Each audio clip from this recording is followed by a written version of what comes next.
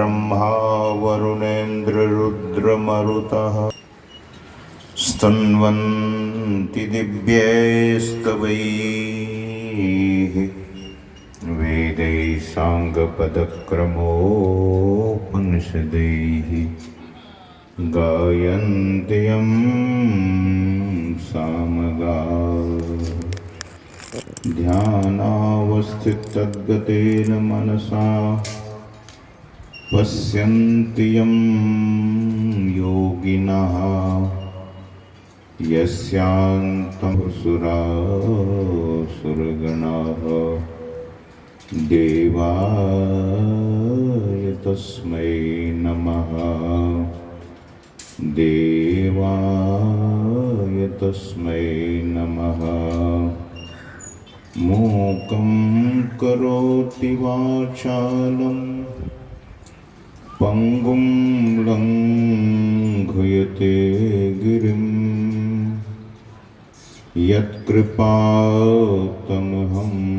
वन्दे परमानन्दमाधवं परमानन्द केशवं। निधये सर्वविद्यानां विसजे भवरोगिणां गुरुवे सर्वलोकानां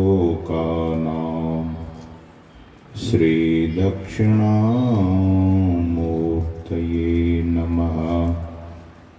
ॐ नमः प्रणवार्थाय शुद्धज्ञानैकमूर्तये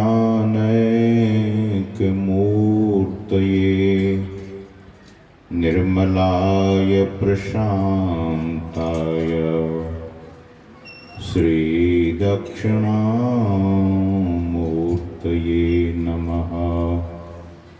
ईश्वरो गुरुरात्मेति मूर्तिभेदविभागिने व्योमवद्व्याप्तदेहाय श्रीदक्षिणामूर्तये नमः। बोलिए श्री सद्गुरु महाराज की जय। थोड़ी और आवाज बढ़ाइए। प्रातः स्मरणीय अनंत श्री विभूषित परमाराध्य परम पूज्य पाद संत सद्गुरु महाराज के परम पावन युगल पदों में सदा सदा पदवंदन। मंच पर विराजित परम श्रद्धेय पूज्य स्वामी रुदल जी महाराज, श्रद्धेय स्वामी बोधानंद जी महाराज, हमारे प्रिय सेवक स्वामी विश्वबंधु बाबा और स्वामी सुनील बाबा, सत्संग में समुपस्थित परम सम्माननीय सत्संग प्रेमियों, सदात्माओं, प्रबुद्ध जनों, विद्वज्जनों तथा पूजनीय मातृशक्तियों,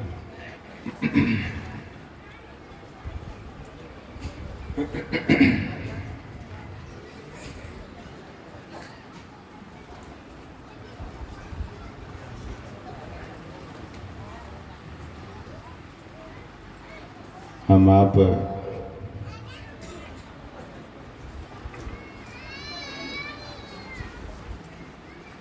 भक्ति में भी नवधा भक्ति के संबंध में भगवान श्री राम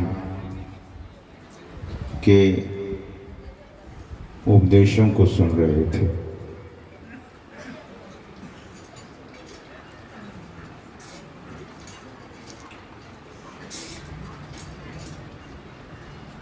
सद्गुरु महाराज कहा करते थे,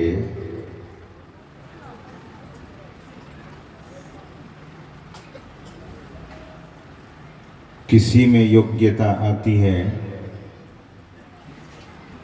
तो सुनकर आती है। छात्र अगर शिक्षक की बात न सुने तो उसमें विद्या नहीं उतरती है।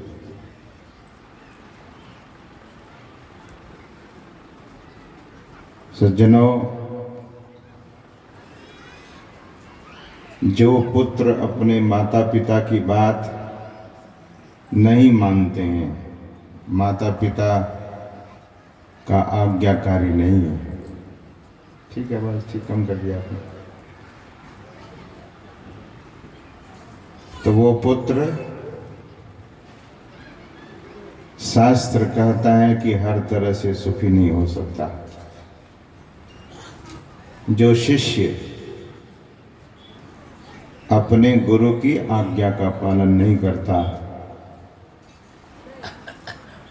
वे शिष्य आत्मोपलब्धि नहीं कर सकता।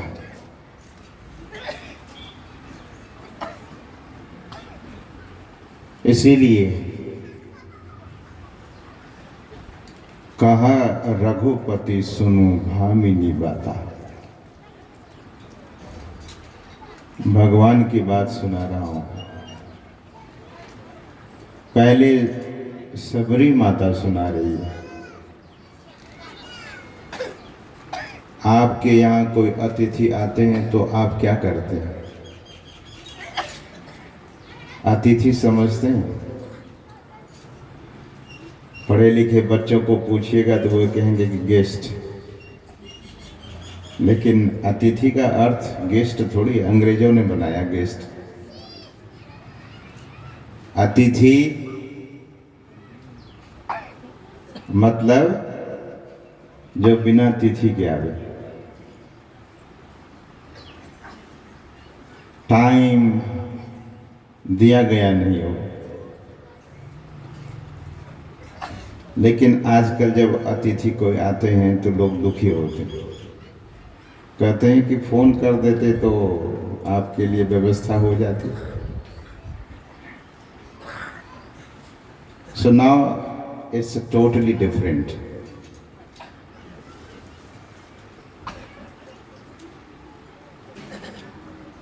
तो भगवान माता सबरी के यहाँ आए।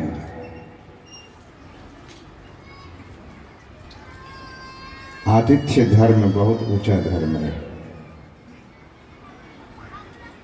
वेद में अतिथि को क्या कहा गया है? अतिथि, आप लोग तो सत्संगी हैं बहुत, इसमें अतिथि देवो भव।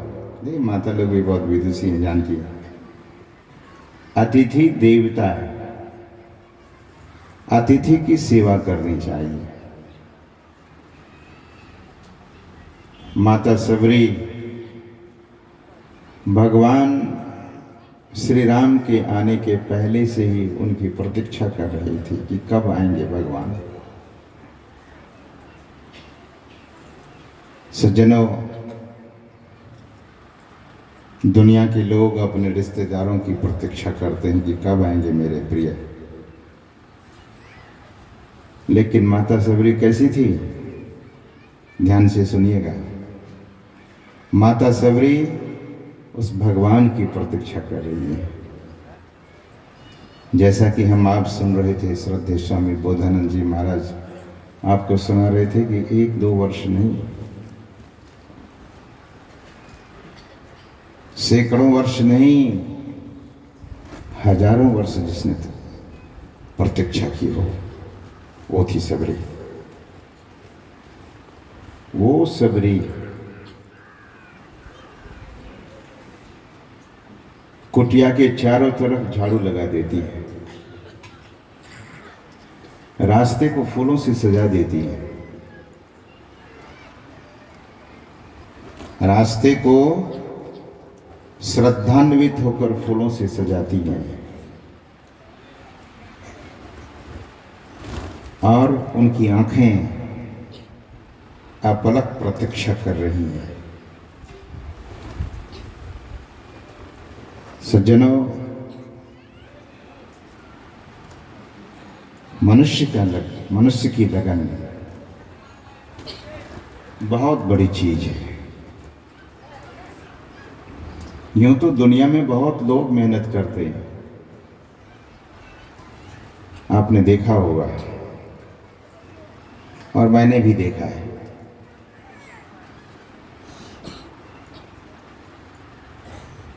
लुधियाना में और जालंधर में भी एक ही सेठ के 2 फैक्ट्री थे। उस फैक्ट्री के मालिक मुझसे दीक्षा लिए थे और जब वे दिखाने ले गए, लोहे गलाकर बहुत सारा सामान वे बनवाते थे। सुना है कि कितनी डिग्री होने पर लोहा पानी बनकर के पिघलता है, पानी बहकर बहने लगता है। उस भट्ठी में मजदूरों को काम करते हुए देखा। गर्मी इतनी, बाहर की गर्मी और उस भट्ठी की गर्मी, लेकिन मालिक एयरकॉन ऑफिस में बैठकर, एसी ऑफिस में बैठकर नोट गिन रहे थे। सज्जनों, बहुत लोग मेहनत करते हैं। कभी कभी लोग कहते हैं कि मेरी मेहनत, संत महापुरुष कहते हैं कि मेहनत करने से कोई मना नहीं करता, must be very laborious. Labour, मजदूर मेहनत करता है, लेकिन कोई ऐसे भी सज्जन दुनिया में है जिन पर परमात्मा की मेहर होती है, जिन पर सद्गुरु की कृपा होती है, तो थोड़े में ही बहुत बरकत होती है उसे। संत महापुरुष कहते हैं उनकी कृपा पर अपने जीवन को न्यौछावर कीजिए। सबरी का समर्पण देखिए। सज्जनों, सबरी के पास घास की कुटिया थी। सबरी के पास कंदमूल और फल होता था।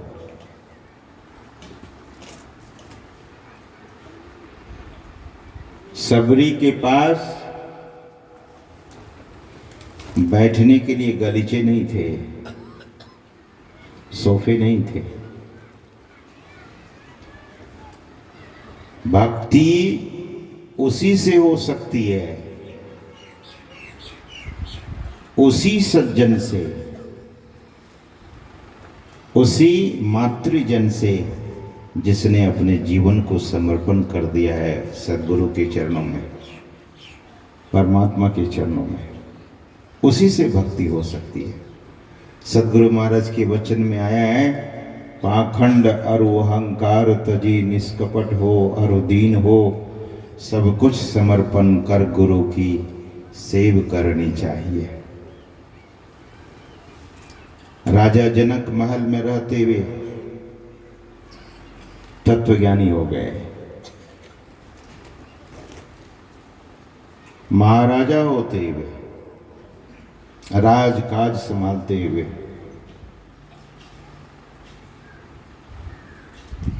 समर्पण की बात है।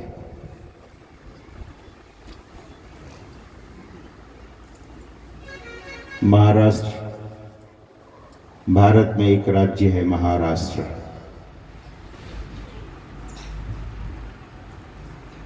वहां एक संत वे समर्थ रामदास जी महाराज,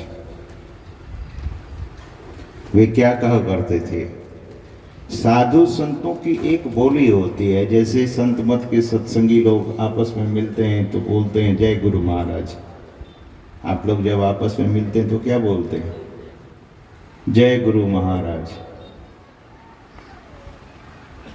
समर्थ रामदास जी महाराज बोलते थे जय जय समर्थ रघुवीर की, तो लोग बोलते थे जय।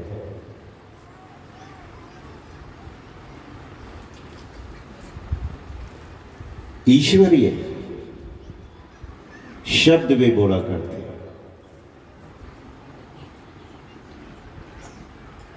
समर्थ रामदास जी महाराज एक दिन उठे, बगल में झोला टांग लिया, भिक्षा पात्र हाथ में लेते और चल पड़ते हैं भिक्षा लेने के लिए। एक जमाना था जब साधु संत भिक्षा मांगा करते थे, लेकिन भिक्षा मांगने का भी एक विधान था। 3 ही घर भिक्षा मांगी जाती थी। 3 घर, पहले घर गए, मिल गई भिक्षा, लौट गए। पहले घर में भिक्षा नहीं मिली तो दूसरे घर में गए, वहां मिली तब लौट गए। फिर दूसरे घर में भी यदि भिक्षा नहीं मिली तो तीसरे घर में गए, भिक्षा मिली, लौट गए। नहीं मिली तो चौथे घर नहीं जाते थे। अब उस दिन वे साधु महापुरुष भूखे ही रहते थे, यह सोचकर कि आज विधाता ने मेरे भाग्य में अन्न नहीं लिखा है, आज उपवास ही लिख दिया है। तो उपवास रहते ही ध्यान भजन किया करते थे। सज्जनों, संत जन अगर तपस्या न किए होते, अगर संत जन न होते, तो आज जिसको दादाजी कहते हैं, जिसको दादी जी कहते हैं, ये नहीं कहते। आप कहेंगे कौन सी बात बोल रहे हैं महाराज? ठीक ही कह रहा हूं। ये जो संस्कृति दी है, जो सभ्यता दी है, tradition and culture has given to all rishi to us. सभ्यता और संस्कृति संतों ने दी है। सज्जनों, इसीलिए इस देश को क्या कहते हैं? इस देश को ऋषि प्रधान देश कहते हैं। इस देश को कृषि प्रधान देश भी कहते हैं और इस देश को ऋषि प्रधान, ऋषियों की प्रधानता रही है, ऋषियों की ज्ञान की प्रधानता रही है इस देश को, इस देश में।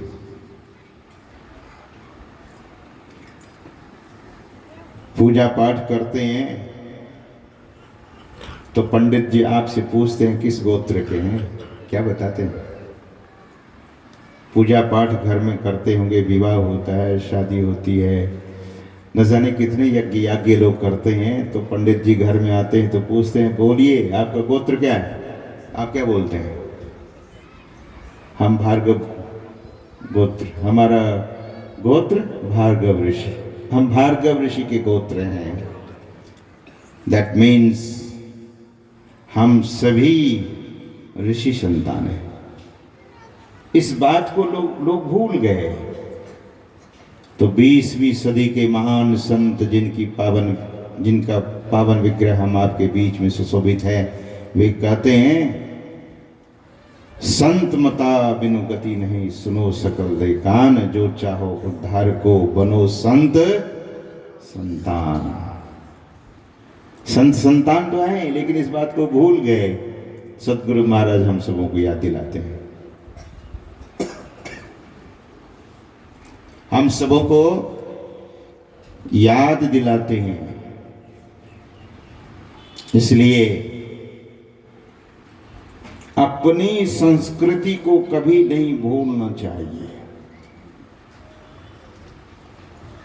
We must have the proud of our culture, the Indian culture. मुझे बहुत लाज लगती है कभी भारत को इंडिया कहने में। हम तो कहते हैं कि भारत के हर व्यक्ति को मांग करना चाहिए, भारत को भारत का ही, भारत को भारत ही लिखिए हिंदी में भारत लिखा जाता है और अंग्रेजी में इंडिया लिखा जाता है। आपका नाम, हमारे डॉक्टर साहब का नाम है जयप्रकाश बिंदवार। डॉक्टर साहब को अंग्रेजी में कुछ बोलेंगे, दूसरा नाम बोल देंगे क्या? ये भारत के साथ कितना ये हो रहा है। भारत और अंग्रेजी में इंडिया, इंडिया अंग्रेजों ने रख दिया था। तो भारत की का जो कल्चर है, भारत की जो संस्कृति है, भारत की जो सभ्यता है, पूरे दुनिया में अनोखा, ऐसी कहीं कोई संस्कृति नहीं है। तो मैं कह रहा था कि ये माता पिता भाई बहन चाचा चाची नाना नानी मौसा मौसी मामा मामी ताया ताई, ये जो भी हैं ऋषियों ने परंपरा दी है। नहीं तो अगर ऐसी परंपरा ना होती, ये संस्कृति ना होती, तो आप किस नाम से किसे क्या बुलाते सज्जनों? क्या किसको बुलाते? सब आओ आओ आओ करते रह जाते। ये तो संस्कृति दी गई है, ये जबरदस्त संस्कृति है। तो मैं सुना रहा था समर्थ रामदास जी महाराज के संबंध में। समर्थ रामदास जी महाराज अपने शिष्य छत्रपति शिवाजी के राज दरबार में पहुंच गए भिक्षा मांगने के लिए। छत्रपति शिवाजी समर्थ रामदास जी महाराज के शिष्य थे, महाराजा थे। भिक्षा मांगने के लिए गए तो छत्रपति शिवाजी अपने राज सिंहासन पर बैठे हुए थे। दरबार की ओर दृष्टि गई और दरबार का जो द्वार था उस द्वार पर अपने सदगुरु को खड़ा देखा। शिवाजी देखते, मुकुट उतारकर नंगे पांव दौड़ गए सदगुरु के पास। माथा रखकर प्रणाम करते हैं छत्रपति शिवाजी महाराज और उनसे कहते हैं कि हुजूर, मेरे भाग्य के विधाता, मेरे सरकार, आज मेरा बड़ा सौभाग्य है कि आपका दर्शन हुआ है सुबह सुबह। कृपा कर पधारिए और राज्य सिंहासन को सुशोभित कीजिए। समर्थ रामदास जी महाराज ने कहा कि शिवा, मुझे भूख लगी है, मैं बैठना नहीं चाहता हूं, मुझे भिक्षा दो। ये लो मेरी भिक्षा पात्र। अपनी भिक्षा पात्र शिवाजी के हाथ की ओर बढ़ा देते हैं। शिवाजी भिक्षा का पात्र लेकर अपने राज सिंहासन की ओर आए और शिवाजी अपने लेटर हेड में लिखते हैं, मैं छत्रपति शिवाजी अपना राजपाट सहित, मेरे सहित सब कुछ सद्गुरु के चरणों में दान कर रहा हूं। मैं उनको यह सब कुछ भिक्षा के रूप में दान कर रहा हूं। और लिखकर भिक्षा पात्र में वह कागज का टुकड़ा डाल दिया और समर्थ रामदास जी महाराज के आगे जाकर भिक्षा पात्र उनके हाथों में देते। समर्थ रामदास जी महाराज कहते हैं, शिवा, मुझे तो भूख लगी है, इस कागज के टुकड़े से मेरा पेट नहीं भरने वाला है, इसलिए हमें तो कुछ अन्न दे दो। छत्रपति शिवाजी ने कहा कि महाराज, मैंने सब कुछ दे दिया आपके चरणों में, पढ़ो क्या लिखा है। मैं छत्रपति शिवा राजपाट सब कुछ आपके चरणों में दान करता हूं। सज्जनों, समर्थ रामदास जी महाराज ने कहा कि ये लो पात्र, अब तो ये राजपाट हमारा हुआ, नगर से भिक्षा मांग कर लाकर हमें दे दो। सज्जनों, छत्रपति शिवाजी गुरु की आज्ञा पाते ही जरा भी विलंब नहीं करते, चले गए नगर में भिक्षा लेने के लिए, सदगुरु भगवान के लिए भिक्षा मांगने के लिए आदेश हुआ है। ध्यान से सुनिए। सदगुरु अपने शिष्य के अंदर कहीं भी अहंकार रहने देना नहीं चाहते। इतना समर्पण शिष्य में भी, और गुरु भी कैसी परीक्षा ले रहे हैं। जिस राज्य का वे महाराजा हैं, उसी राज्य में आज शिवाजी भिक्षा मांग रहे हैं, गुरु की आज्ञा का पालन कर रहे हैं। ऐसे ऐसे गुरु भक्त हुए, ऐसे ऐसे सुभक्त हुए इस भारत की धरती पर। सज्जनों, वे मिसाल हैं हम सबों के लिए। बहुत लोग हैरान हो गए शिवाजी की विनम्रता को देखकर, और जब भिक्षा मांगकर लाकर देते हैं अपने गुरु के हाथ में, तो समर्थ रामदास जी महाराज लौट जाते हैं और वो कागज का टुकड़ा देते हैं कि माना कि ये मेरा ही राज्य है, लेकिन चलाओगे तुम ही सम्राट, तुम ही छत्रपति शिवाजी बने रहोगे, ये मेरा आशीर्वाद है। और आज से तुम कुशल पूर्वक राज कर सकोगे। गुरु की ऐसी कृपा, गुरु का आशीर्वाद उसे मिला। सज्जनों, एक दिन शिवाजी के मन में हो गया कि इतने लोग खाते पीते हैं मेरी वजह से, इतने लोगों को रोजगार मिलता है मेरी वजह से।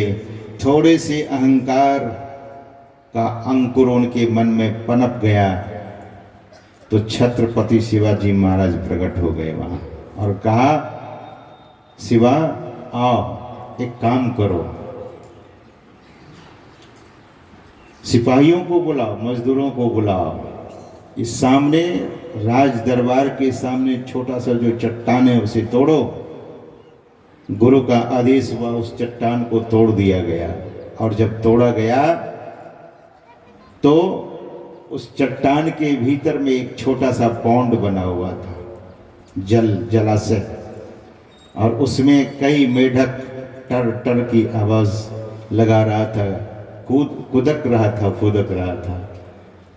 समर्थ रामदास जी महाराज शिवाजी से कहते हैं कि तुम आज सवेरे सोच रहे थे कि मेरे कारण ही इतने लोगों को रोजगार मिल रहा है, सबको मैं खिलाता पिलाता हूँ, सबका परिपालन करता हूँ, क्या इस मेढक को भी, ये मेढक तो तुम्हारे राज्य में ही और तुम्हारे राज दरबार के आगे ही था, क्या इसे भी तुम खिलाते पिलाते थे?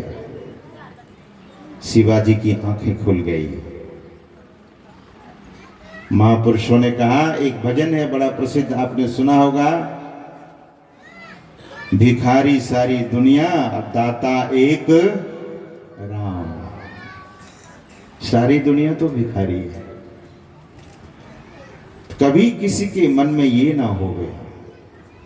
सज्जनों, यदि आपके हाथ से 10-20 लोग खाते हैं तो परमात्मा ने आपको यह मौका दिया है। और वैसे भूखे को भोजन करा देना बहुत महत्वपूर्ण का काम है। तो शिवाजी में कितनी विनम्रता थी। माता सबरी, मैं कह रहा था कि राजमहल में भी रहकर शिवाजी तत्वज्ञ पुरुष हो गए, तत्वज्ञानी हो गए। राजा जनक तत्वज्ञानी हो गए। ऐसे बड़े सारे राजे हुए। सबरी की कुटिया घास की बनी हुई है, लेकिन भगवान वहां भी जाते। राजा जनक के यहां भी गए और भगवान महल में भी जाते हैं और झोपड़ी में भी जाते हैं। बात हृदय की पवित्रता की है कि हम सबों का हृदय कितना पवित्र है। भगवान श्री राम को बेर दे रहे हैं, माता सबरी बेर दे रही हैं, बेर, और भगवान बड़े स्वाद से खा रहे हैं और खाते खाते लक्ष्मण जी को दे रहे हैं। प्रसंग आया है कि बेर खाते खाते लक्ष्मण जी को भगवान देते हैं, या कहकर लक्ष्मण अरे खाओ, इस बेर में बड़ा स्वाद मुझे लग रहा है। लेकिन लक्ष्मण जी क्या कर रहे हैं? पीछे से फेंक दे रहे थे, और हाथ ऐसे वैसे का थोड़ी ना था। बेर को इतनी जोर से फेंकते थे कि धौलागिरी पर्वत पर चला गया बेर। तो किसी न किसी तरह से जब वो है प्रारब्ध, उसे ले लेना चाहिए। कभी कभी लोग बड़े नाक भौं सिकोड़ देते हैं, कहते हैं नहीं नहीं मुझे तो बाजार का ही चीज पसंद है, घर का चीज पसंद नहीं आती है। आजकल लोगों की आदत, आप लोगों से मैं नहीं कर रहा हूँ, आप लोग ऐसा नहीं लीजिएगा, मैं उन लोगों की बात कर रहा हूँ जो चाउमीन बर्गर, पता नहीं क्या क्या आजकल कौन भोजन का भी नाम क्या है, बर्गर जिससे गड़बड़ हो जाए, बर्गर नाम क्या है? इट्स ए वेरी स्टूपिड नाम आई थिंक।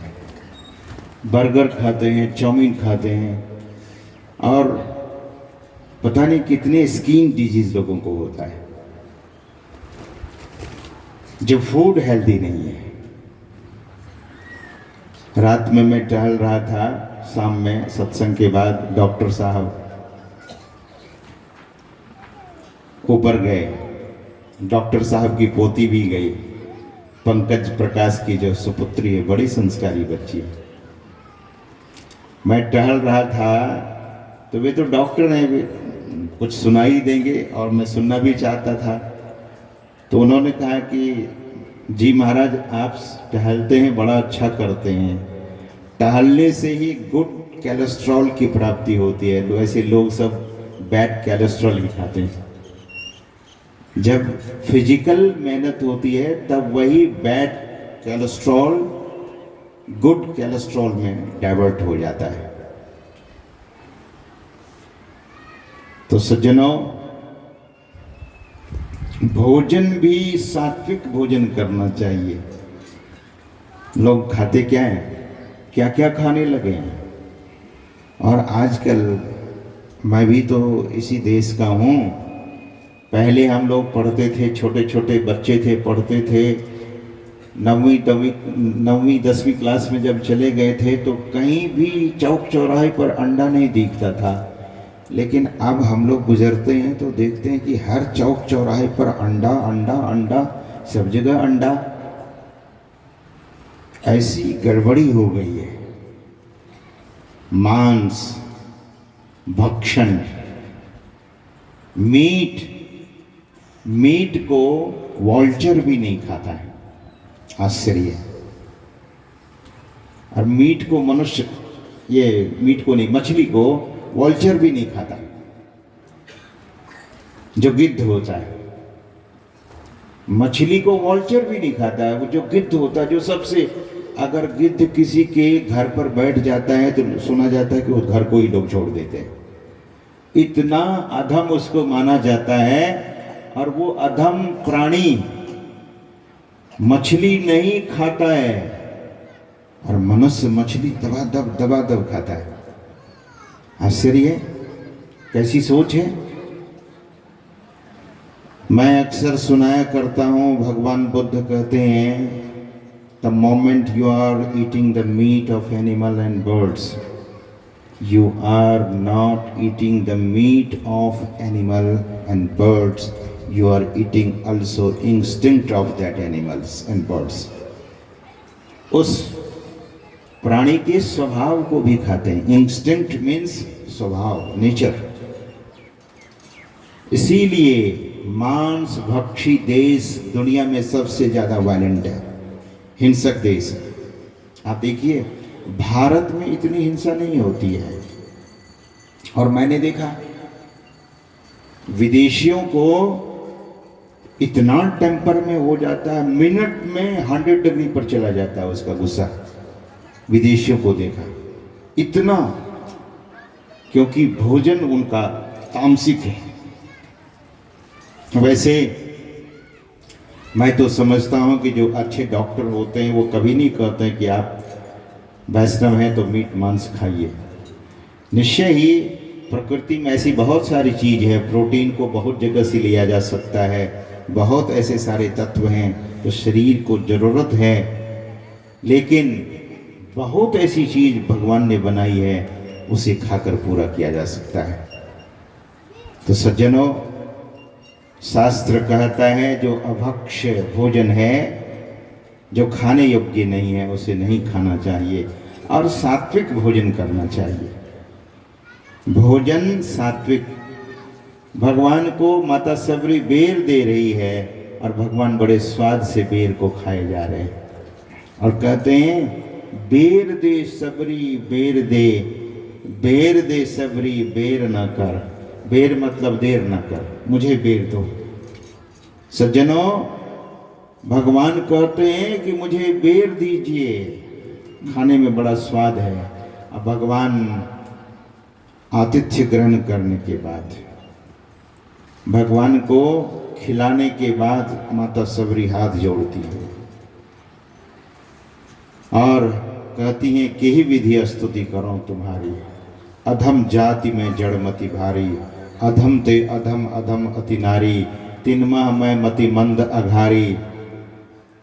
मैं तो अधम ते अधम अधम अति नारी, मैं बहुत अधम हूं। और सबरी माता इतना हम्बल है, इतनी विनम्र है, भगवान से कहती है कि मैं बहुत अधम हूं, आपकी स्तुति किस प्रकार करूं, मैं तो योग्य नहीं हूं। और सज्जनों, भगवान माता सबरी की बात को सुन लेते हैं और तब भगवान अपने श्रीमुख से क्या कहते हैं, कहा रघुपति सुनु भामिनी बाता, मानव एक भगति करना था। भगवान कहते हैं, ध्यान से सुनिएगा, आप लोगों से मैं पूछूंगा, अगर आप लोगों से अभी मैं निवेदन करूं, आप लोग भगवान के सगे संबंधी हैं कि नहीं हैं? लोग बोलने में देर कर रहे हैं। भगवान कहते हैं कि मानव एक भगति करना था, that person is my relative. भगवान श्री राम कहते हैं कि वे मेरे सगे संबंधी हैं। कौन? जिसके हृदय में भक्ति है, जो भक्ति करते हैं वे कौन है? भगवान के रिलेटिव है। इसीलिए भगवान के भक्त को हरिजन कहा जाता है, हरि का जन, हरि के सगे संबंधी। जो भक्ति करते हैं वे भगवान के जन हैं। सज्जनों, भगवान कहते हैं मानव एक भगति करना था, मैं किसी से नाता रिश्ता नहीं जोड़ता हूं। भगवान कहते हैं, ध्यान से सुनिएगा, भगवान कहते हैं कि मैं किसी से नाता रिश्ता नहीं जोड़ता हूं। मेरे नाते रिश्तेदार कौन है? जो भक्ति करते हैं वे मेरे रिश्तेदार हैं, वे मेरे नातेदार हैं। ही इज और शी इज माई रिलेटिव्स, वही मेरे नातेदार हैं और रिश्तेदार हैं। एक बात और निवेदन करता हूं आपसे, यहां जितने लोग बैठे हैं माता भी होंगे, पिता भी होंगे। जो बुजुर्ग बहुत हो गए हैं, खैर उनके माता पिता चले गए ऊपर, लेकिन यहाँ बहुत ऐसे लोग हैं जिनके पास माता भी है, पिता भी है, भाई भी है, बहन भी है, पति भी है, पत्नी भी है। आपको कितने रिश्ते हैं यहाँ पे? आपसे मैं पूछता हूँ आपके कितने रिश्ते हैं, तो आप कहेंगे बहुत सारे रिश्ते हैं मेरे। तो एक रिश्ता परमात्मा से भी बना लीजिए ना। एक रिश्ता सदगुरु के चरणों में भी जोड़ लीजिए। एक रिश्ता ईश्वर से भी जोड़िए। आप कुछ भी बना लीजिए उसे। भगवान श्री राम, अभी रामनवमी हुई ना, तो बहुत लोग गा रहे थे, भय प्रकट कृपाला दीन दयाला कौशल्या हितकारी। गा रहे होंगे, आप लोगों ने सुना होगा। और श्री रामचंद्र कृपालु भजवन हरण भव भय दारुणम, बहुत जगह मैं भी सुना। तो भगवान श्री राम चतुर्भुज रूप में प्रकट हुए हैं माता कौशल्या के समक्ष। आयुध भुजचारी, चार भुजा लेकर, और चारों भुजा में आयुध यानी भगवान अस्त्र शस्त्र लेकर के प्रकट हो गए कौशल्या माता के सामने। तो माता कौशल्या को पसंद नहीं हुआ। माता कौशल्या ने कहा कि प्रभु, आप जो चतुर्भुज रूप में यहाँ आए, मेरे सामने प्रकट हुए हैं, मैं कल किसी को कहूँगा ये मेरा बेटा है, कोई मानेगा क्या? बेटा इतना बड़ा लंबा 4 हाथ वाला, इतना बड़ा बेटा? नहीं। माता कौशल्या कहती है, तजहु तात यह रूपा कीजय शिशु लीला, अति प्रियशीला यह सुख परम अनुपा। माता क्या कहती है? कौशल्या माता कहती है, तजहु तात यह रूपा, इस रूप को छोड़ दीजिए आप, कीजय शिशु लीला, आप शिशु बन जाइए। मतलब कौशल्या माता भगवान को क्या बना ली? कौशल्या माता भगवान को बेटा बना ली, और भगवान बेटा बन गए। भगवान बेटा बन गए। इसीलिए संत महापुरुष कहते हैं कि कोई एक रिश्ता तो जोड़िए।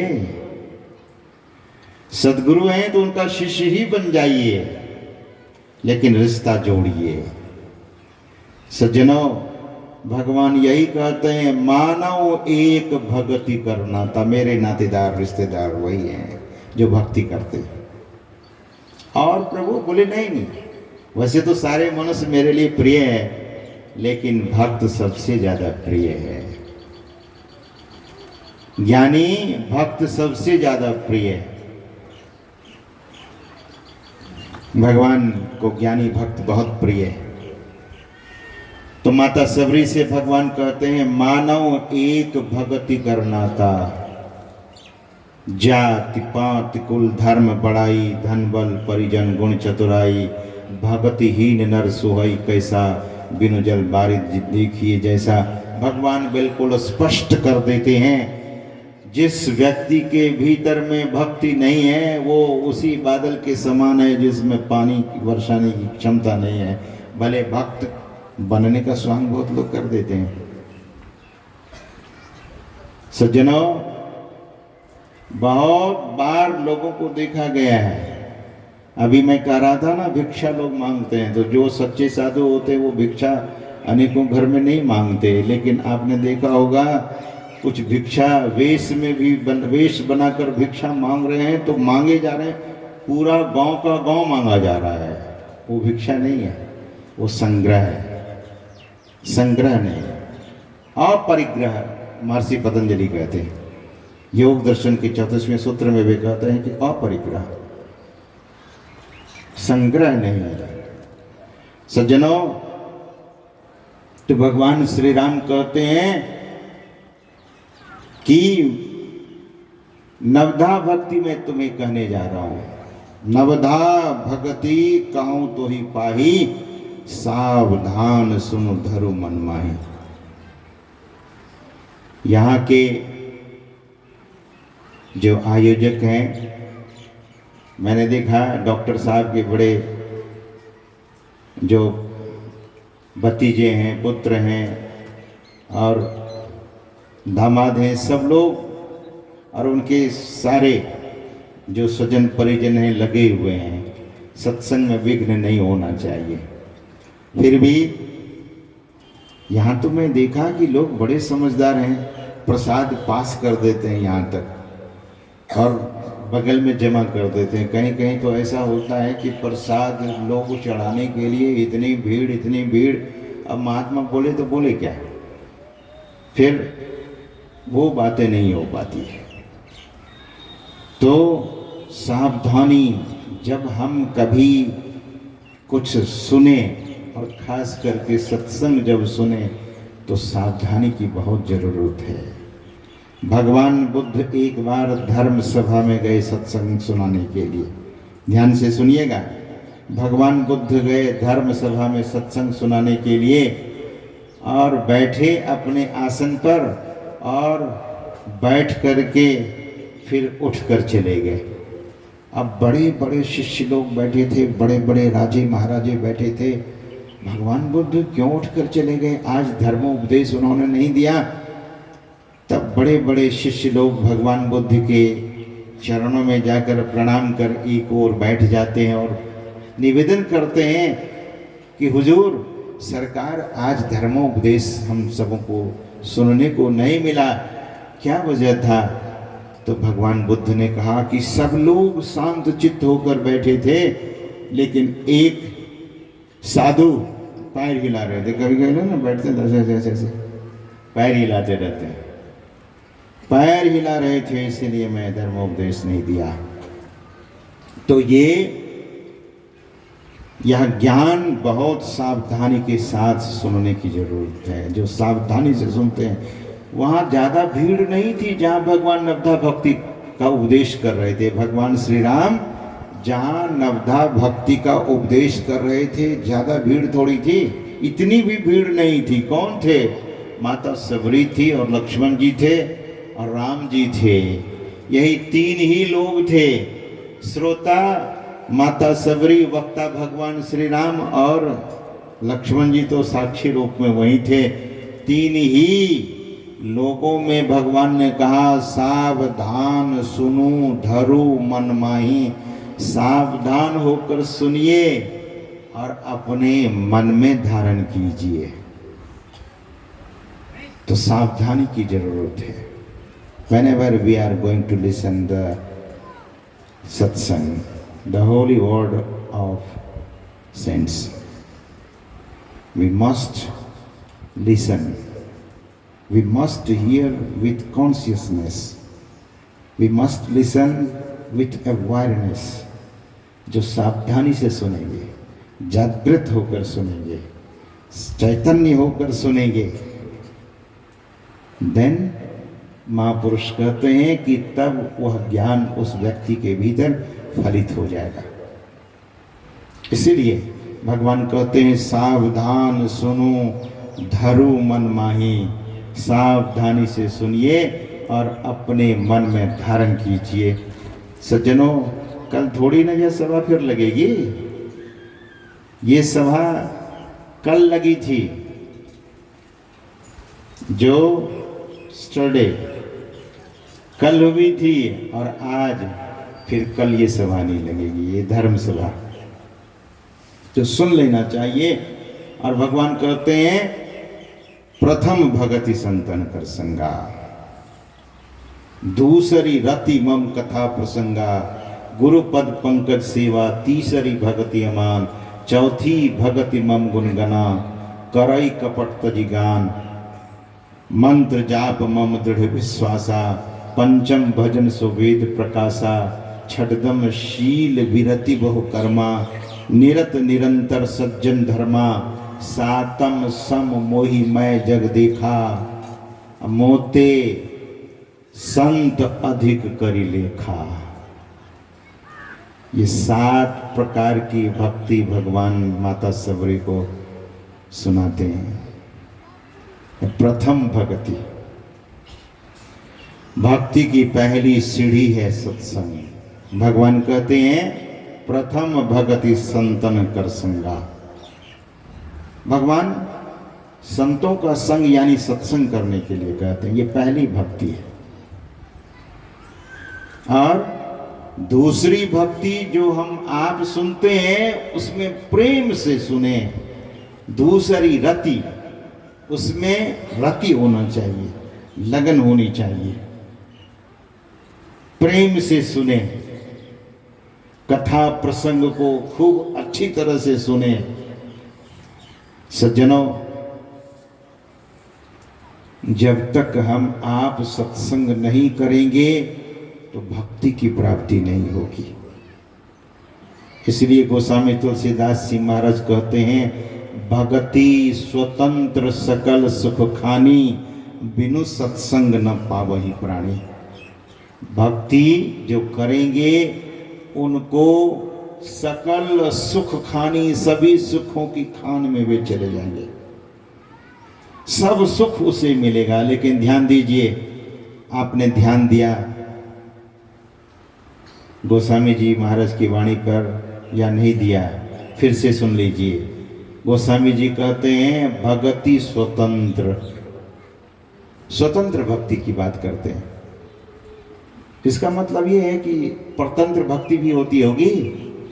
निश्चय ही परतंत्र भक्ति, वह भक्ति करने से जीव परतंत्र हो जाता है, बंधन में पड़ जाता है। कंस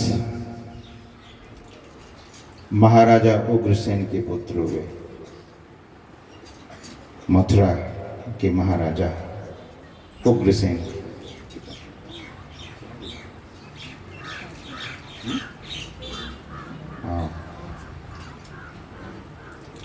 महाराजा उग्रसेन मथुरा के राजा थे और कंस दरअसल में उनका वास्तविक पुत्र नहीं था,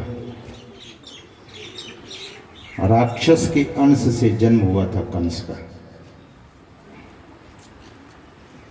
कंस जब बढ़ा, महाराजा उग्रसेन उनको वह संस्कार नहीं दे सके, राजकाज में फंसे रहे। ध्यान से सुनिएगा, बड़े बड़े राजाओं से भी भूल हुई है। अगर कंस को सत्संग सुना दिया जाता, बचपन से ही सत्संग का संस्कार दे दिया जाता, तो कंस फिर दुराचारी न होता।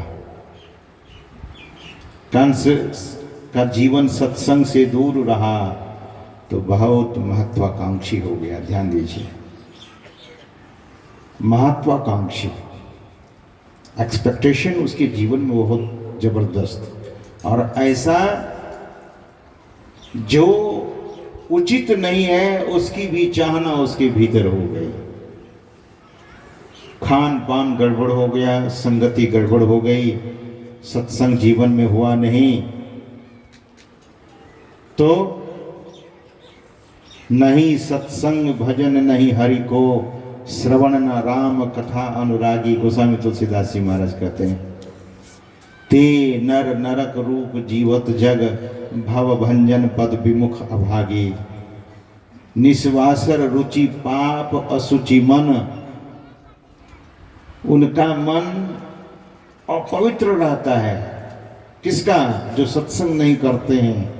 इसलिए गोस्वामी तुलसीदास जी महाराज कहते हैं कि पाप असुचि मन, खलमती मलिन निगम पथ त्यागी। वेद मार्ग को छोड़ दिया, धर्म के पथ को छोड़ दिया, अधर्म के पथ पर चलने लगा। ध्यान दीजिए, अधर्म दुख देता है, धर्म सुख देता है। और ये धर्म कैसे होगा? धर्म मनुष्य को कैसे होगा?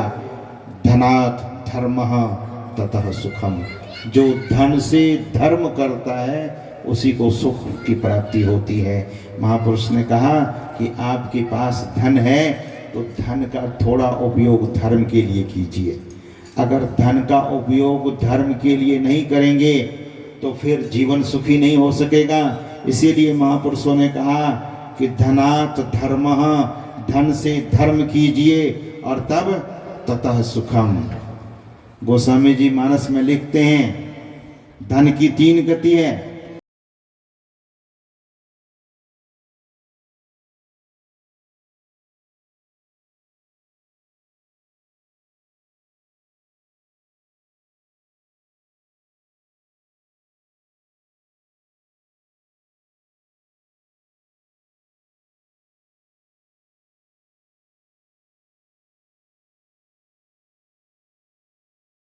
के 4 बेटे हैं। लक्ष्मी मतलब रुपया पैसा, धन। धन लक्ष्मी के 4 बेटे हैं। आपके हाथ में लक्ष्मी है तो उसका सदुपयोग कीजिए। लक्ष्मी के सुत 4 हैं, 4 बेटे हैं। धर्म, नृप, अग्नि, चोर, जेठे को माने नहीं, तीनों मचाए शोर। जेठ पुत्र कौन है? धर्म। धर्म को अगर नहीं मानेंगे तो तीनों मचावे शोर। क्या? नृप, अग्नि, चोर। लक्ष्मी का बेटा धर्म है, दूसरा बेटा राजा है, तीसरा बेटा अग्नि है और चौथा बेटा चोर है।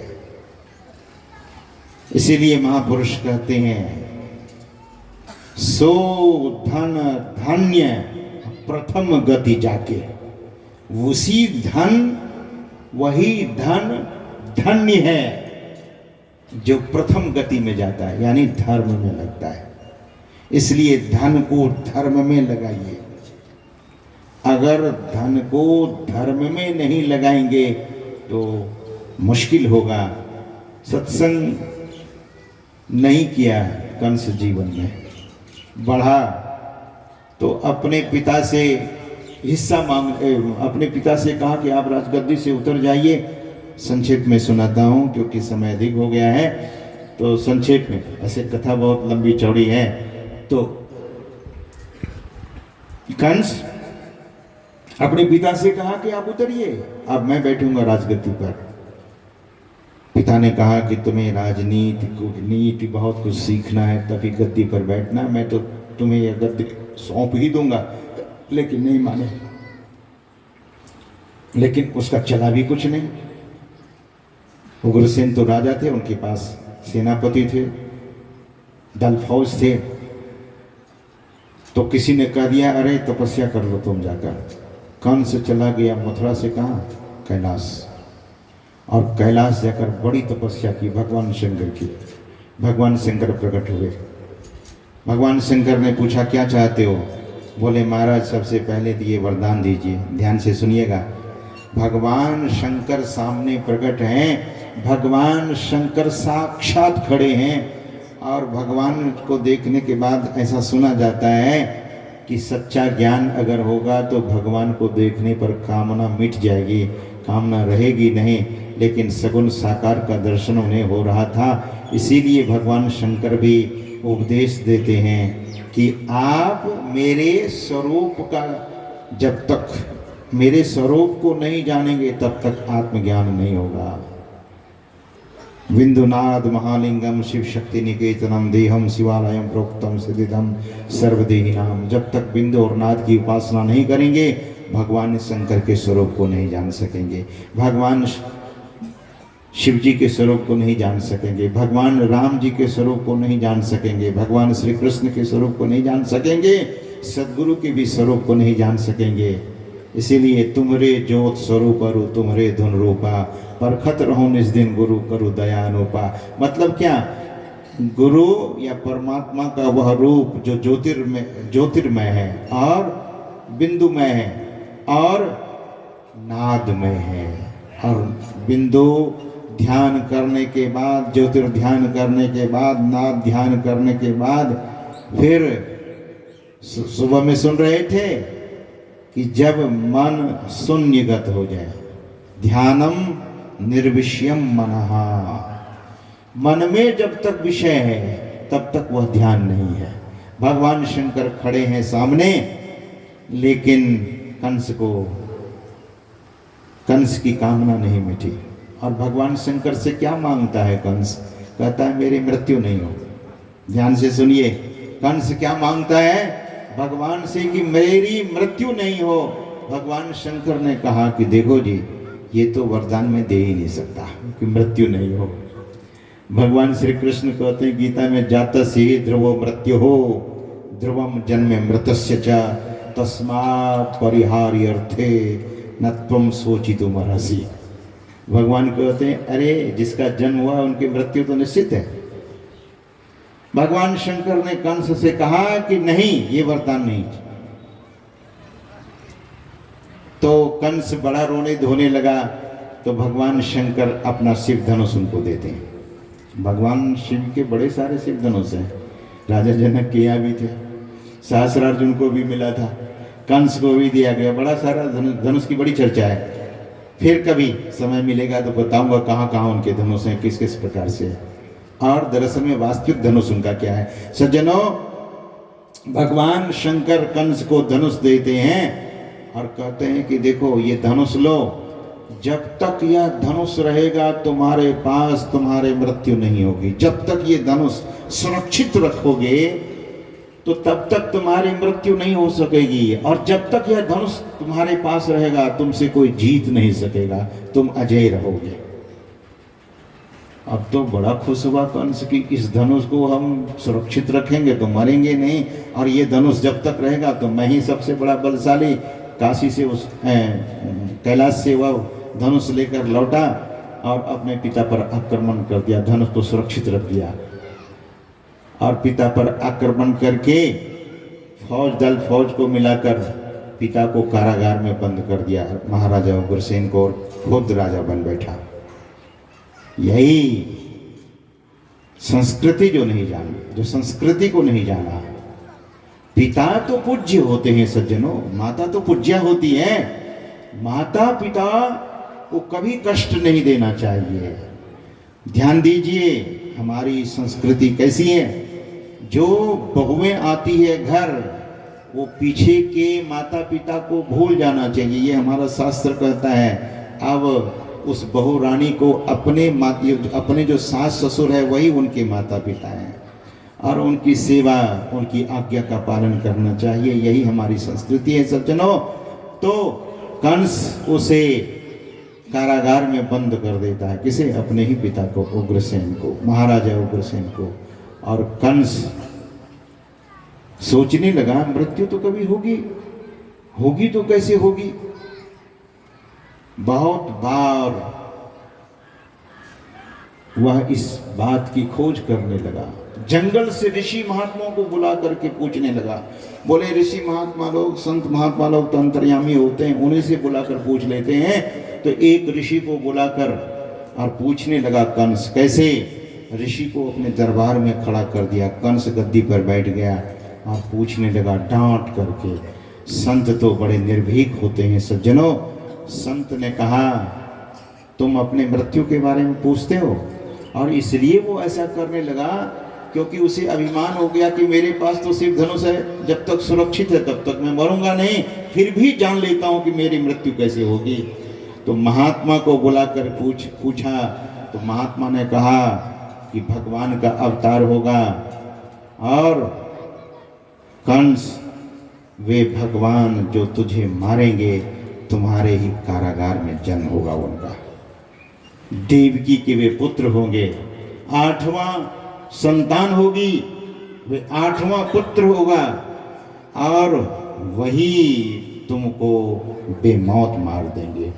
महात्मा जब इस तरह से कहा, बोले इसे पकड़ो, जंजीर से जकड़ दो, अब कारागार में बंद कर दो।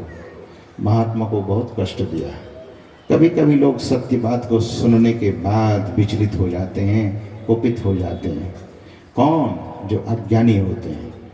ऐसे बहुत सारे महात्माओं को उसने कारागार में बंद कर दिया।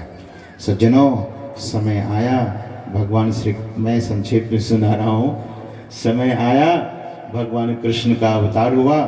कंस का पहरादार चप्पे चप्पे पर बैठा हुआ था, हर गेट पर, हर दरवाजा पर बैठा था। लेकिन भगवान जैसे अवतरित हुए, सब सेना, सब सिपाही सो गए, बेहोश हो गए। बड़ा बड़ा बड़ा ताला लगा था। वो आज का कलयुग का ताला थोड़ी था, छोटा छोटा था। द्वापर का ताला तो इतना बड़ा बड़ा था। सारे के सारे ताले खुल गए और भगवान को लेकर वसुदेव जी चले गए कहाँ? गोकुल। और कंस को जब पता लगा तो कंस भगवान को मरवाने के लिए बड़े सारे उपाय किए, बहुत सारे राक्षसों को भेजा। मैं संक्षेप में सुना रहा हूं, वैसे तो कथा बड़ी लंबी है। तो भगवान को मारने के लिए कंस पूतना को भेजा। पूतना रामावतार में ताड़का, ताड़का और कृष्णा अवतार में पूतना। पूतना का अर्थ डोंगरे जी महाराज किया करते थे कि पूत मतलब होता है पवित्र। पूत मतलब पवित्र ना, जो पवित्र नहीं हो वही पूतना है, जो पवित्रता का ख्याल नहीं करती है नारी। पवित्रता बहुत बड़ी चीज है।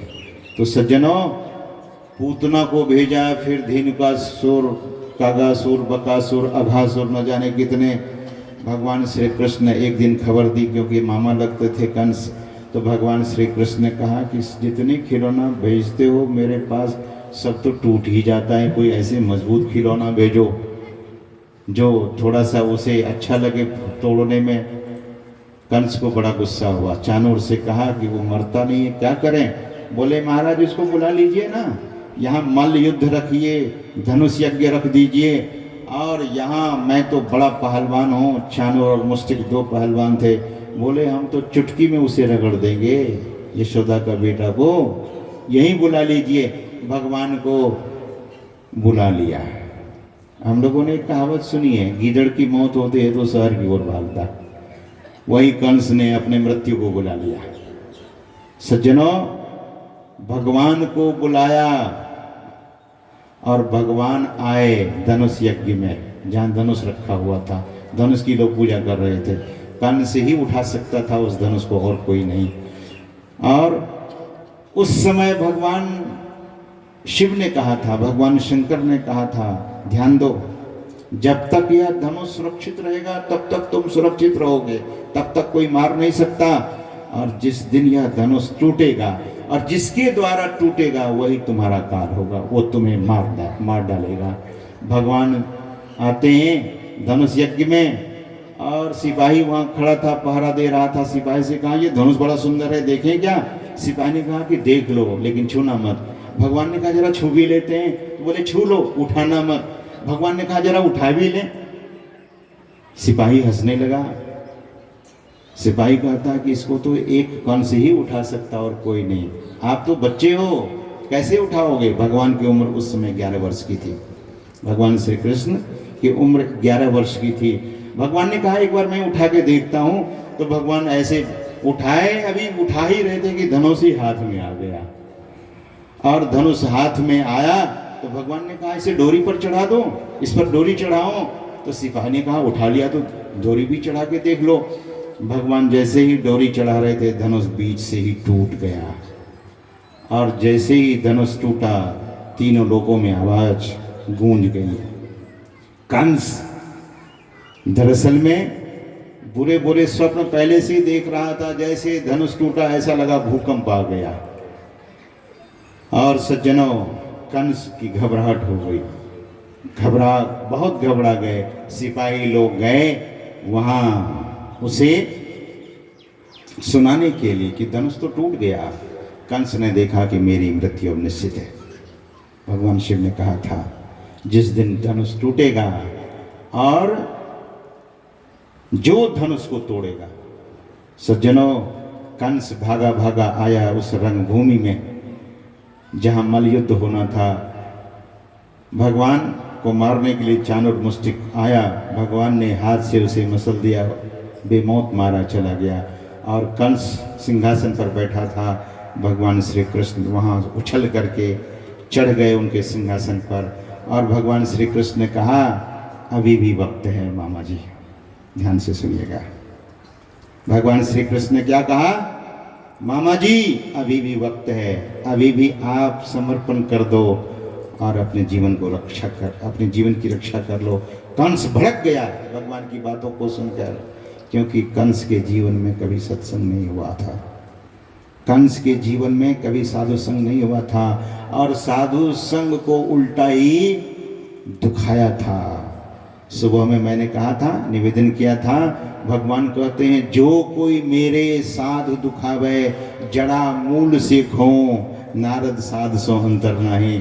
जो मेरे संत को कष्ट देते हैं उसे जड़ मूल से नष्ट कर देता हूँ। सज्जनों, कंस के जीवन में कभी सत्संग नहीं हुआ, इसलिए भगवान की भी बात नहीं मानी, संतों का अपमान किया, जीवन के रहस्य को नहीं जान सका।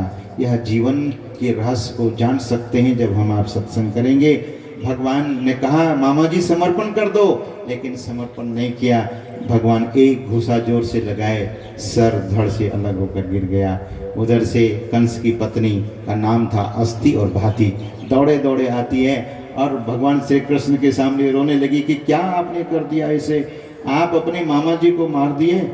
तो भगवान श्री कृष्ण ने कहा कि मैं मारा नहीं, ऐसे जो छुआ ना तो सर धड़ से अलग हो गया। भगवान ने कहा कि सर धड़ से अलग हो गया। सज्जनों, हम सबों के जीवन में सत्संग, और कंस भी उपासना किया भगवान शिव का, लेकिन कामना के सहित। भगवान श्री कृष्ण कहते हैं गीता में, अगर कामनाओं के सहित भजोगे तो भक्ति सफल नहीं होगी। क्या मांगा? संसार की चीजों को मांगा जो स्थायित्व नहीं है, जिसमें स्थिरता नहीं है। इसलिए संत महापुरुष कहते हैं सत्संग करेंगे तो जीवन अनासक्त बनेगा, जीवन दरअसल में सुलझ जाएगा, जीवन सुखद हो जाएगा और जीवन भक्तिमय हो जाएगा।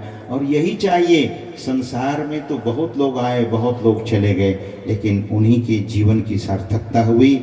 वही जीवन को सार्थक रूप से जी सके जिन्होंने ध्यान किया, जिन्होंने जप किया, जो सुमिरन किया, उनका जीवन सार्थक हो गया। जो सत्संग नहीं किया, जो ध्यान नहीं किया, जो गुरु की सेवा नहीं की, जो अपने पूज्य जनों की, गुरुजनों की सेवा नहीं की, जिसने अपने माता पिता की सेवा नहीं की, जिसने बड़े गुरुजनों का सम्मान नहीं किया और जिसने छोटे को स्नेह नहीं दिया, उनका जीवन सज्जनों गिनती का नहीं है। His or her life is not countable. वो गिनती का लाइफ नहीं है। That life is just wastage. वो ऐसा ही जीवन हो गया। आए कैसे? कीड़े मकोड़े की तरह आए और कीड़े मकोड़े बन करके ही चले गए। मनुष्य जीवन पा करके अगर हम अपने जीवन में सात्विकता नहीं ला सके, परोपकार नहीं ला सके, जीवन को परोपकारमय नहीं बना सके, जीवन को सात्विक न बना सके, जीवन में ध्यान नहीं किया, जीवन में सेवा नहीं की, तो सज्जनों यह जीवन व्यर्थ हो गया। इसीलिए संत महापुरुष कहते हैं इस जीवन को सच्चे सत्पुरुष के चरणों में समर्पित करना चाहिए। वे सच्चे सत्पुरुष कौन है? वही परमात्मा संत सदगुरु के रूप में आते हैं। सदगुरु महाराज के वचन में है कि जीव हित आप ही आवे, सूरत को आई तारा है। हम सूरत मतलब जीव, इस जीव को आकर तारने वाले वही संत सदगुरु हैं। वही परमात्मा संत सदगुरु के रूप में आकर हम सबों का उद्धार करते हैं। इसलिए हम सबों को ऐसे संत सदगुरु परमात्मा के चरणों में अपने जीवन को समर्पित कर मनुष्य जीवन से लाभ लीजिए और अपने को धन्य कीजिए। यह जो कार्यक्रम हुआ ज्ञान यज्ञ, यह ज्ञान यज्ञ है। भगवान श्री कृष्ण कहते हैं कि ज्ञान और ध्यान, यहाँ ध्यान भी थोड़ी देर हुआ और ज्ञान तो हम आप लोग सुन ही रहे थे। तो यह ज्ञान यज्ञ दरअसल में भगवान कहते हैं कि सर्वश्रेष्ठ यज्ञ है। यह सर्वश्रेष्ठ यज्ञ है। यह तत्काल मनुष्य को पवित्र कर देता है। नहीं ज्ञानेन सदृशं पवित्रम यह विद्यते।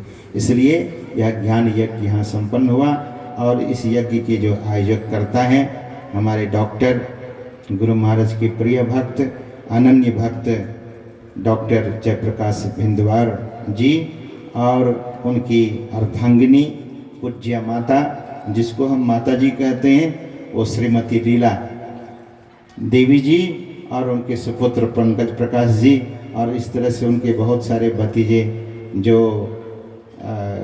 केशव बिंदवार जी, और जिनका मैं नाम नहीं जानता हूँ, आप माइंड मत कीजिएगा।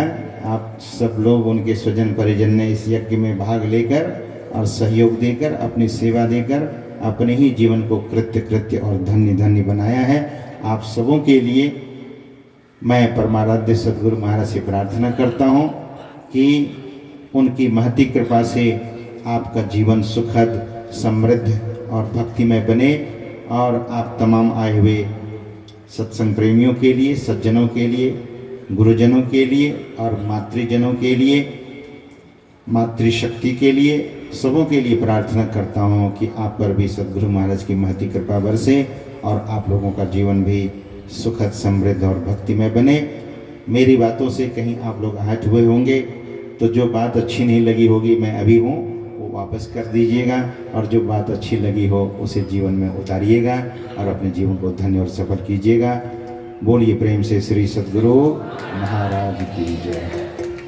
अब इस मंच पर जो गायक महोदय हैं, उनका भजन आप लोग सुन ही रहे थे। उनका उनकी मधुर आवाज़, मधुर उनका कंठ है, और वे एक भजन प्रस्तुत करेंगे। और उसके बाद आपका आज रविवार भी है तो गुरु कीर्तन भी होगा, एक भजन, और उसके बाद गुरु कीर्तन होगा, फिर आरती होगी। तो आप लोग शांतचित्त होकर थोड़ी देर अपना समय का दान दीजिए। बोलिए प्रेम से श्री सद्गुरु महाराज। ओम। बड़ी खुशी की बात है, बिना विघ्न बाधा का यह जग संपन्न हुआ। 31 की रात में सहरसा जिले में बहुत बारिश हुई, बहुत घर उजड़ गया। अब गुरु महाराज कृपा से यहाँ वर्षा नहीं हुई, उधर बहुत वर्षा सहरसा में हुई है, पूरा जान माल का नुकसान हुआ, कितना गाछ वृक्ष गिरा है। और देखिए बिना विघ्न बाधा, बहुत डर रहे थे कि वर्षा हो जाएगी तो सत्संग भंग होगा। तो गुरु महाराज की बड़ी असीम कृपा है, इस पर हम लोग जय घोष करें, श्री सद्गुरु की जय। मंच पर विराजमान है परम पूज्य स्वामी सत्यानंद जी महाराज के द्वारा एक भजन की रचना की गई है। वे अपने मुखारविंद से रचना किए हैं। उनके गाए हुए भजन को, उनकी रचना को हम आपके बीच प्रस्तुत करते हैं। बड़ा मार्मिक भजन है और रोए खड़े हो जाने वाले, रोंगटे खड़े हो जाएंगे भजन को सुन करके। गुरु के प्रति बड़ी समर्पणता की भावना उनमें है।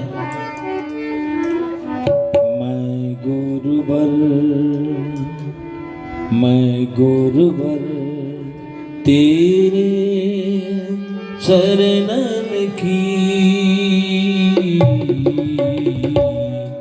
मैं गुरुवर तेरे चरणन की,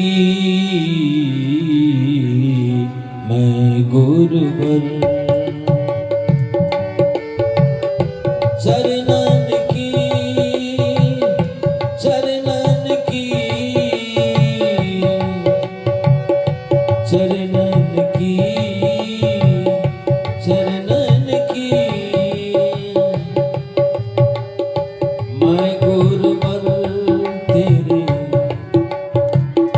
चरणन की, मैं गुरुवर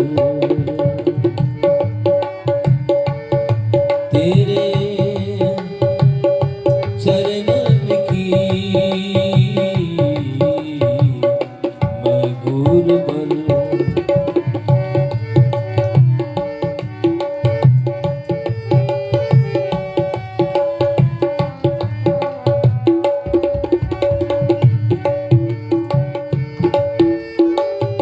सत्संग करूं, गुरु ज्ञान कहूं,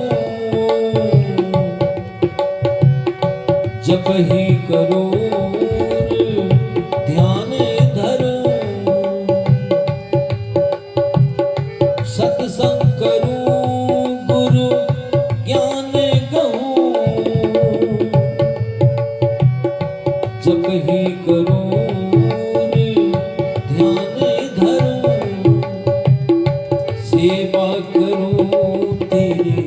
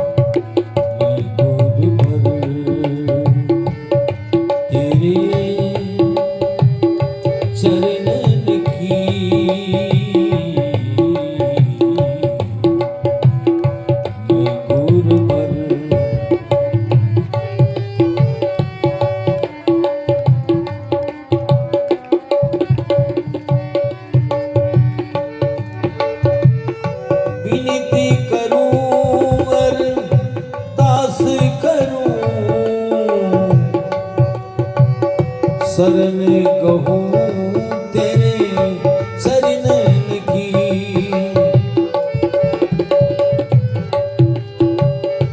विनती करूं अरदास करूं,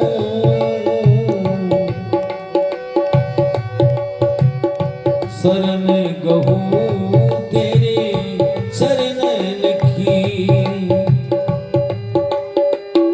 संपूर्ण समर्पण जीवन की, मैं गुरु पर तेरे चरणन की,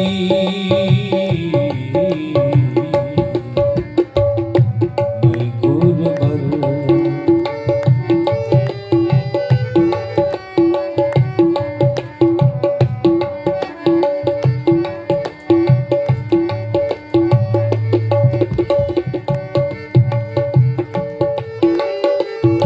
सत्यानंद का सदगुरु में ही वरदान यही दो गुरुवर में ही, सत्यानंद का सदगुरु में ही वरदान यही दो गुरुवर में, भव त्रास मिटा दो भगतन की, मैं गुरुवर तेरे चरणन की,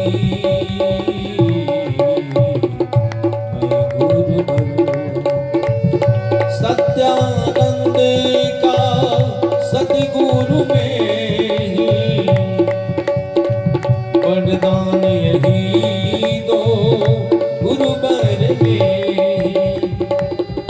भव त्रास मिटा दो भगतन की, मैं गुरुवर तेरे चरणन की,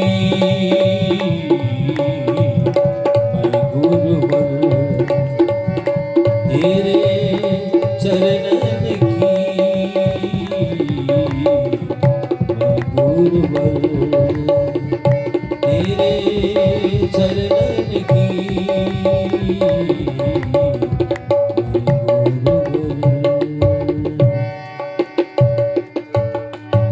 श्री सद्गुरु महाराज की जय। आज रविवार है, हम लोग करतल ध्वनि के साथ गुरु कीर्तन करेंगे। श्री सद्गुरु महाराज की जय।